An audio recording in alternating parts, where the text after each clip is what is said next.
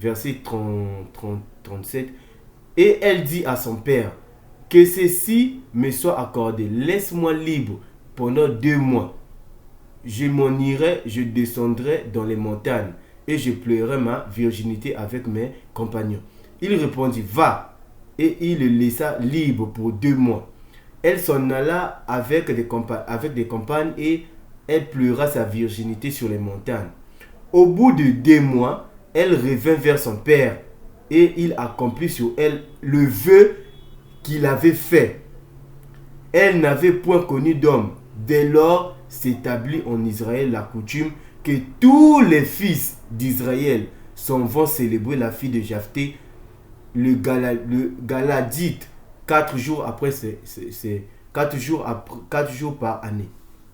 Et c'est là la Bible dit que Japhthé, il avait fait un vœu à l'Éternel, le Dieu d'Israël, en disant que si tu me livres le fils d'Amon, peu importe la personne qui va sortir de ma maison, moi je vais l'offrir en sacrifice à toi, le Créateur. Ensuite, lorsqu'il est reparti de sa maison, c'est sa fille unique qui est sortie de sa maison.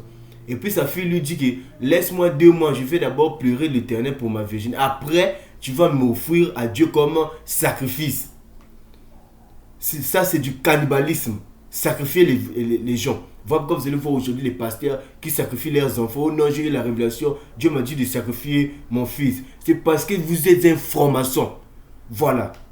Vous êtes un franc-maçon, vous voulez se cacher derrière la coquille vide qui est le nom de Jésus. Vous voulez se cacher derrière le nom de Jésus qui est la coquille vide. Oh non, Dieu a eu la révélation. Dieu m'a dit de sacrifier mon enfant. Tu es un franc-maçon. Un assassin.